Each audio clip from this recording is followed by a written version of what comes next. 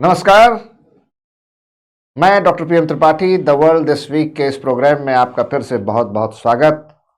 जैसा कि आप देख रहे हैं कि ये पूरा हफ्ता बहुत सारी सुर्खियां, बहुत सारे उतार चढ़ाव, बहुत सारी चीज़ों को अपने में समेटे हुए है, जिसमें ख़ास तौर से हमारे देश का अभी बजट आया है 2026-27 के लिए, और इसी के साथ साथ अमेरिका से ट्रेड डील लगभग फाइनल हो गई है और कुछ टैरिफ में रिलैक्सेशन भी मिल चुका है।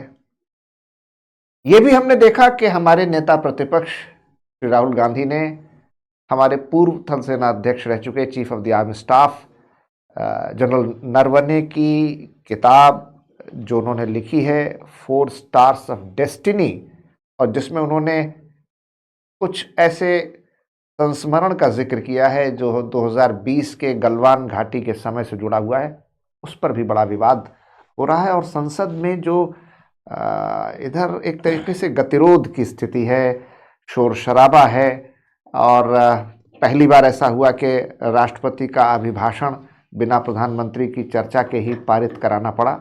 ये तमाम मुद्दे हैं जिस पर हमारे साथ बात करेंगे हमारे पॉलिटिकल साइंस के हेड और एक्सपर्ट फैकल्टी इंडियन इकोनॉमी अभिषेक सर। जैसा कि आप जानते हैं कि हम अभिषेक सर से हर हफ्ते द वर्ल्ड दिस वीक की तमाम सुर्खियों पर बातचीत करते रहते हैं। आज फिर वो हमारे साथ शामिल हैं। जानते हैं इन तमाम मुद्दों की गहराई को और समझते हैं परत दर परत। अभिषेक, सबसे पहले तो शुरू करें बजट से। जी सर। जो हमारे देश के अर्थव्यवस्था के लिए बहुत ज़रूरी अभिलेख सरकार हमेशा एनुअल फाइनेंशियल स्टेटमेंट जारी करती है अंडर आर्टिकल 112। इस बार का बजट, उसकी क्या खास विशेषताएं आपने देखी और क्या टिप्पणी है उसके विषय में? इस बार का जो बजट है उसको सर समराइज किया जाए तो एक बात तो तय है कि इस बार का जो बजट है वो पीपल सेंट्रिक रखने की कोशिश की गई है। मतलब इस बार के बजट को आप पॉपुलस बजट की कैटेगरी में नहीं रख सकते। हाँ, मतलब बड़ा लोकप्रिय, लोक लुभावन, फ्रीबी, बड़ी घोषणाएं, ये सब नहीं है। नहीं, बड़ा साइलेंट और रिफॉर्मिस्ट बजट है। और फिस्कल डेफिसिट जो है उसको लेकर के, मतलब कैसे हम फिस्कल डिसिप्लिन की बात की गई है, इसमें फिस्कल कंसोलिडेशन की बात की गई है। फिस्कल डेफिसिट को हम कैसे कंट्रोल करें, 4.3 पर रहने का अनुमान है नेक्स्ट फाइनेंशियल ईयर में। इस बार 4.4 रहने का अनुमान है। तो बड़ी बात तो हाँ, अच्छा, तो मतलब और गवर्नमेंट मतलब को कवर कर लेते हैं तो बड़ी बात होगी। तो 4.4 तक अगर आप देखिए, कोविड के बाद हमारा फिस्कल डेफिसिट 9% तक चला गया था। तो अगर वहां से हम 4.4 तक आ रहे हैं तो इट्स अ ह्यूज जर्नी और ग्रेट अचीवमेंट। हाँ, ग्रेट अचीवमेब। तो टोटल अगर आप बजट को देखेंगे, जैसा उम्मीद थी कि बजट जो है चुनावी माहौल, क्योंकि हमारे देश में तो हर दिन ही कोई ना कोई चुनाव रहता है तो अब बजट से लोग ये उम्मीद कर लेते हैं कि चुनाव को देखते हुए बजट बनेगा। तो भाई हर महीने हर साल चुनाव है, कहीं ना कहीं होता ही है। किसी विधानसभा में, कहीं ना कहीं राज्य में कई पंचायती चुनाव है, कभी लोकसभा चुनाव, कभी विधानसभा चुनाव। तो इस बार का जो बजट है वो किसी भी स्टेट के इलेक्शन से इन्फ्लुएंस्ड नहीं था। हाँ, मतलब चुनाव प्रेरित बजट नहीं था। लेकिन फिर भी मैं कहूंगा कि गवर्नमेंट ने तमिलनाडु को सिग्नल दिया, क्योंकि जो निर्मला सीतारमण जी ने जो अटायर, जो उनका ड्रेसिंग सेंस था, वो वहां पर कांचीवरम साड़ी पहन के आई थी, और वो खुद भी तो तमिलनाडु से संबंधित। हाँ, तो इस वजह से वो थोड़ा, तमिलनाडु में इलेक्शन है तो एक सिग्नलिंग की गई है। और जैसा कि बंगाल में भी इलेक्शन है, तो बंगाल के लिए कोई बहुत ज्यादा मेजर अनाउंसमेंट नहीं है इसमें। तो ममता बनर्जी बहुत नाराज हो गए, इसको हमटी डमटी बजट कहा उन्होंने। खैर, विपक्ष का काम ही है सर, विपक्ष तो क्रिटिसाइज करेगा ही करेगा। इसके कुछ सैलिएंट फीचर्स हमारे व्यूअर्स को बताएं। जैसे ये भारत का पहला बजट है जो कर्तव्य भवन में तैयार हुआ, और इसमें 3 कर्तव्य बताए गए। पहला कि इंडियन इकोनॉमिकल जो ग्रोथ है उसको हम और एक्सेलरेट करेंगे। दूसरा ये है कि लोगों के एस्पिरेशंस को हम पूरा करेंगे। और तीसरा कर्तव्य सरकार ने रखा है सबका साथ सबका विकास। प्लस इसमें एमएसएमई सेक्टर को, क्योंकि मैन्युफैक्चरिंग सेक्टर आप लगातार फ्री ट्रेड एग्रीमेंट कर रहे हैं सबसे, तो ये तो तब फायदेमंद होगा ना जब आप एक्सपोर्ट करेंगे। भाई टैरिफ आपके ऊपर कम हुआ, लेकिन आज हम एक्सपोर्ट ही नहीं कर रहे हैं तो टैरिफ का फायदा कैसे आप उठाएंगे? Based economy, consumption based economy है तो अब हम वहां से हटना चाहते हैं। हम चाहते हैं अगर हमको डेवलप्ड नेशन की कैटेगरी में आना है तो हमें एक्सपोर्ट बेस्ड इकोनॉमी बनना पड़ेगा। उसके लिए आपको अपना प्रोडक्शन बढ़ाना पड़ेगा। तो गवर्नमेंट ने मैन्युफैक्चरिंग सेक्टर पर, एमएसएमई सेक्टर पर विशेष ध्यान दिया। कॉम्पिटिटिव करनी होगी, क्वालिटी प्राइस भी कॉम्पिटिटिव करना होगा, नहीं तो चाइना आपको यहाँ पीछे कर देगा। हाँ। तो मन की बात में मोदी जी ने इस बार भी कहा भी था कि जीरो डिफेक्ट होना चाहिए हमारे प्रोडक्शन में, क्वालिटी से कोई कॉम्प्रोमाइज ना करें हमारे युवा। तो इस बजट में जो ड्राइविंग फोर्स है वो युवा शक्ति है, और कैपेक्स की जो बात है, जो बड़ा कैपिटल एक्सपेंडिचर को लेके होता है, वो बढ़ाया गया है। लास्ट ईयर के बजट से इस बार बढ़ा है, अप्रोक्सीमेटली 12 लाख करोड़ है कैपिटल एक्सपेंडिचर, 1 लाख करोड़ करीब। और रिवेन्यू, जो गवर्नमेंट का रिवेन्यू रिसिप्ट है वो बढ़ रहा है। तो ये दिखाया जा रहा है कि टैक्स कलेक्शन गवर्नमेंट का बढ़ रहा है। लड़कियों की तरफ ध्यान दिया गया है शिक्षा के लिए, तो girls hostel in each district of India इसमें अनाउंस किया गया है।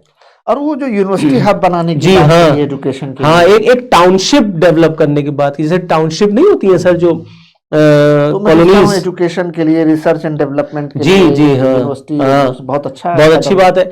और टाउनशिप डेवलप होगा तो आप देखिए आपके नेबरिंग कंट्रीज से लोग इंडिया आएंगे पढ़ने के लिए, तो उससे देश की इकोनॉमी बूम करती, फायदा होगा।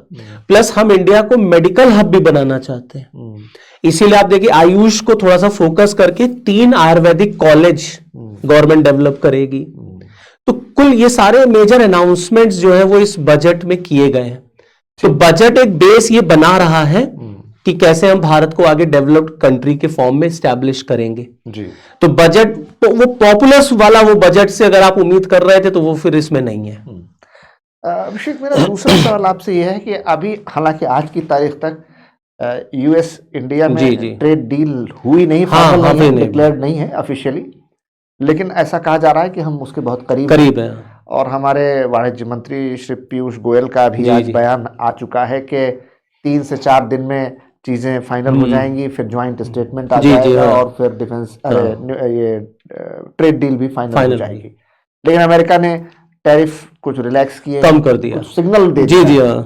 इसको आप कैसे देखते हैं? क्या आप अंदाजा लगा रहे हैं कि अगर ये हमारी ट्रेड डील अमेरिका से होती है तो यूरोपियन यूनियन की मदर ऑफ ऑल डील्स के बाद ये कैसी डील होगी? इसको तो फादर ऑफ ऑल डील्स कहा जा रहा है। सोशल मीडिया पे सब बड़ा ट्रेंडिंग वर्ड है father of all deals. Mother हो चुके हैं, फादर ऑफ ऑल डील्स, तो चाइल्ड ऑफ ऑल डील्स आगे child of all deals Pakistan और बांग्लादेश के लिए छोड़ देते हैं।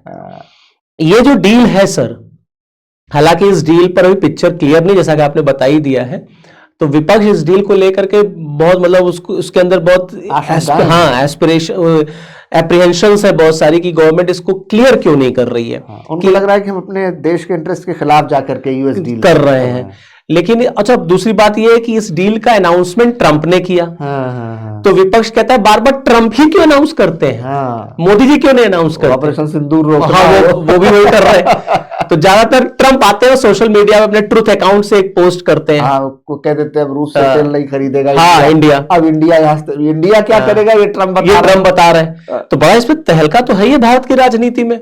लेकिन अगर हम इसको समराइज करें इस डील को, तो ये है कि जो मोदी जी ने 21 में कोविड के बाद जब प्राइम मिनिस्टर ने संसद में एक भाषण दिया था, उसमें वो कहा था कि बदलता हुआ जो वर्ल्ड ऑर्डर है उसमें वो इंडिया को एक मेजर प्लेयर के रूप में देखना चाहते हैं। वो ये नहीं चाहते हैं कि भारत दुनिया से अलग थलग पड़ा रहे। India should play a very active role in the changing world order. बिल्कुल, ये यहां पर स्टैब्लिश होता हुआ नजर आ रहा कि तमाम देश भारत से बहुत ईगरली फ्री ट्रेड एग्रीमेंट करने को तैयार है। हाँ, इच्छुक है, बल्कि विलिंगनेस शो कर रहे हैं। आप देखिए, हमने ओमान से किया, हमने न्यूजीलैंड से किया, ऑस्ट्रेलिया से किया, ब्रिटेन से किया, अभी हमारा ईयू से हुआ, अमेरिका है। ये अभी न्यूज ये है कि 6 अरब देश इंडिया के साथ फ्री ट्रेड एग्रीमेंट करेंगे बहुत जल्द। तो ये दिखाता है कि भारत ने अपने आप को किस तरीके से स्टैब्लिश कर लिया इस बदलती हुई जियोपॉलिटिक्स में। ट्रंप के पास कोई ऑप्शन ही नहीं था, क्योंकि जो वो इंडिया के ऊपर प्रेशर बिल्डअप कर रहे थे, अजीत डोभाल साहब का वो स्टेटमेंट मुझे याद आ रहा है, उन्होंने तो अभी बोला है अमेरिका से कि आप जो ये उम्मीद कर रहे थे भारत झुक जाएगा, भारत झुकेगा नहीं। हम ट्रंप के जाने का इंतजार कर लेते बल्कि। तो ट्रंप को भी पता चल गया ये मेरा लास्ट टेन्योर है, और आगे अगर इंडिया को हम जो है झुका नहीं पाए तो फिर आगे फायदा क्या होगा। तो इसी वजह से उन्होंने फिर ये फाइनली डिसाइड किया। Ultimately it will sacrifice American interest also.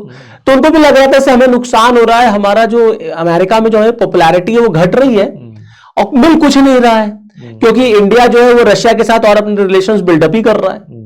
तो ये वो फाइनली कि अच्छा चलिए ठीक है, तो उसको रिड्यूस करके इन्होंने जो है जो 50% टैरिफ था उसको उन्होंने 18% टैरिफ किया। अब यह है कि टैरिफ कम हो गया, इसका मतलब ट्रेड डील डन है, मतलब पॉजिटिव सिग्नल है। लेकिन इसमें एक सर उन्होंने एक बात और जो इसमें बवाल हो गया है कि भारत $500 बिलियन का सामान अमेरिका से खरीदेगा। अब प्रॉब्लम यह है कि अब गवर्नमेंट को यह क्लियर करना है कि क्या उसमें वो एग्रीकल्चर डेयरी के प्रोडक्ट्स आएंगे, क्या वो नॉनवेज दूध भारत में बिकेगा, अमेरिका वाला जहां गाय जो है मांस और खून और चर्बी पता नहीं क्या क्या वहां उसको दिया जाता है। तो इस पर अभी गवर्नमेंट को पिक्चर क्लियर करनी है।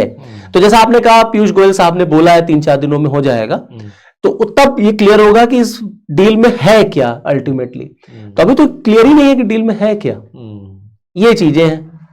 अच्छा, ये हमारे chief of the army staff general Naravane साहब की जो किताब है उसको लेकर बड़ा बवाल मचा है, शोर शराबा है, और नेता प्रतिपक्ष राहुल गांधी तो उसकी एक प्रति हाथ में लेकर घूम रहे हैं कि सरकार और हमारे सरकार के लोग कह रहे हैं कि साहब ये तो प्रकाशित नहीं है, हमारे पास किताब है, वो दिखाया।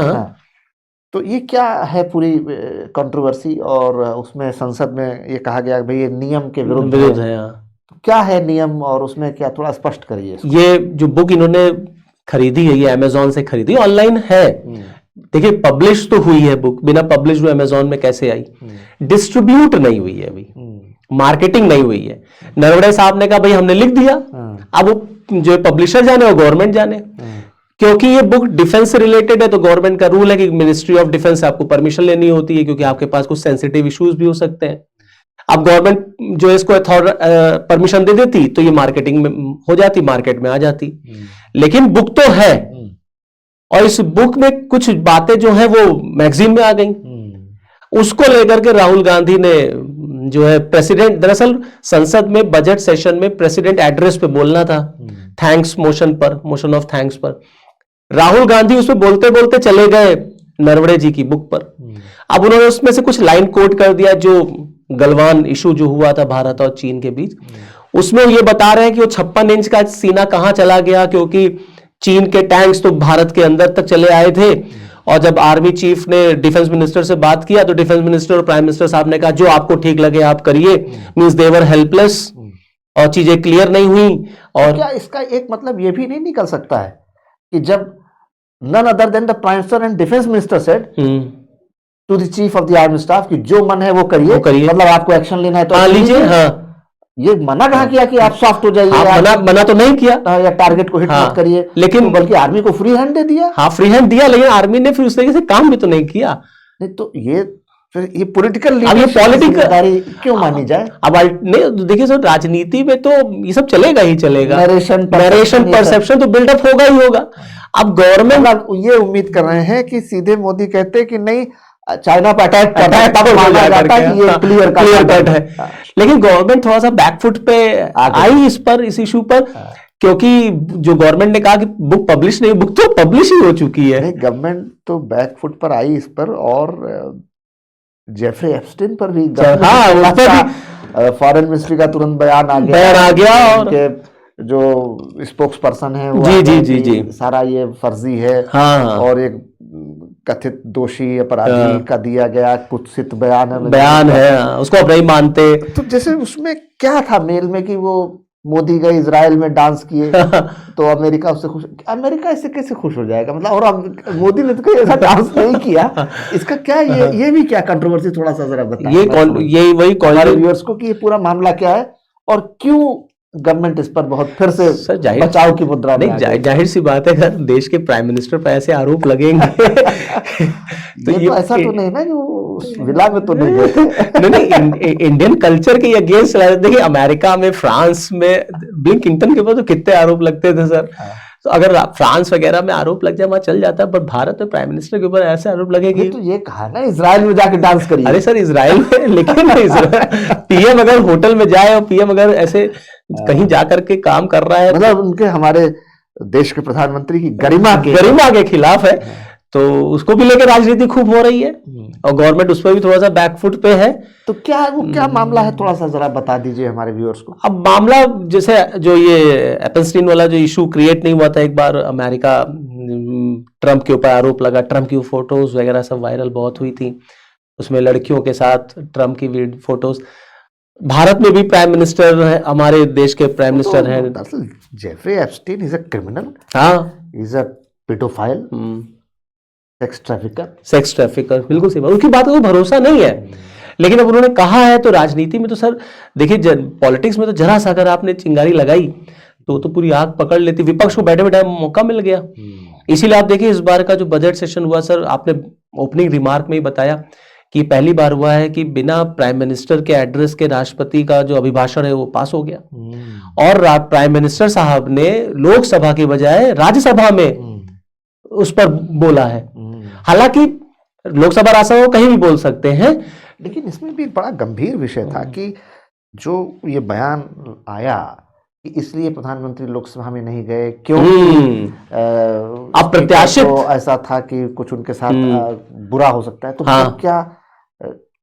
मतलब क्या हमारे देश का विपक्ष क्या उनको घेर कर मैन हैंडलिंग करता है, क्या मैन हैंडलिंग करता, कोई धक्का मुक्की हो जाती, क्योंकि 7-8 महिलाएं उनकी उस सीट तक चली गई थी सर। ऐसे ही आप देखिए, एक बार डॉक्टर मनमोहन सिंह को भी बीजेपी ने रोका था, घेरा था। अच्छा, उस समय भी हुआ था ये, दोनों ही, वो भी जो है कंडेमेबल था, ये भी कंडेमेबल है कि पीएम साहब अगर लोकसभा में आ रहे हैं और आप उनको रोक ले रहे हैं, बोलने नहीं देंगे, घेर लेंगे। तो अगर कांग्रेस की तरफ से ऐसा हुआ और बीजेपी के लोग भी ऐसे करें तो संसद के अंदर तो एक बैटल ऑफ, मतलब parliament will become a ground of war. तो संसद की जो इमेज है फिर दुनिया क्या देखेगी, भारत में क्या हो रहा है संसद में। तो पीएम अगर आ रहे हैं लोकसभा में तो लेट हिम स्पीक, उनको बोलने दीजिए, आप उनको आलोचना उनकी करिए, क्रिटिसाइज करिए, हाँ उनको काउंटर, बट आने तो दीजिए। अब स्पीकर को ये लगा, बीजेपी को ये लगा कि प्राइम मिनिस्टर की भैया उनको जान को खतरा है। अगर संसद के अंदर तो पीएम की जान को खतरा है, बात है, तो संसद से प्राइम मिनिस्टर सेफ कहां है फिर। अब प्राइम, हालांकि लेकिन ये परसेप्शन भी सर मुझे भी ठीक नहीं लगा कि ये कहना कि पीएम को संसद में खतरा है। संसद में सब सांसद ही लोग तो हैं, उनसे अगर खतरा है तो फिर तो देश के लोकतंत्र के लिए खतरा है फिर तो। वही बात है। अब कांग्रेस ने जिन महिलाओं को आगे किया वो ज्यादातर दलित थी। अब कांग्रेस में कह रही है कि मोदी जो है वो दलित महिलाओं से डर गए, जैसे राहुल गांधी ने गद्दार कह दिया, तो ये हुआ कि सिख कम्युनिटी को उन्होंने गद्दार कह दिया। तो राजनीति में सब चलता रहता है, लेकिन भारत के संसदीय व्यवस्था के लिए ठीक नहीं है सर। 4-5 दिन हो गए लोकसभा एक तरीके से हाईजैक्ड है, उसमें कोई भी प्रोडक्टिव काम नहीं हो रहा है लोकसभा में, और ये ऐसे ही सेशन देखिए खत्म हो जाएगा, और एक दिन पे करोड़ों रुपए खर्चा आता है। तो गवर्नमेंट को, विपक्ष को, दोनों को सोचना चाहिए कि कैसे उसमें हम प्रोडक्टिव काम करें। राहुल गांधी कह रहे हैं हमें नहीं बोलने दिया तो हम तुम्हें नहीं बोलने देंगे। ये जो जैम हो गया ये कैसे सॉल्व होगा। राजनीति की मंडी बड़ी नशीली है और यहां पर मदिरा सबने पी ली है। ये देश के लिए अच्छा नहीं है। सत्ता पक्ष और विपक्ष दोनों की जिम्मेदारी है संसद को चलाना, जनता के मुद्दों पर बातचीत करना। एक दूसरे का समर्थन, विरोध, आलोचना अपनी जगह है, लेकिन अगर संसद ही नहीं चलेगी तो आप जनहित से जुड़े काम, विधायन से जुड़े काम कैसे करेंगे।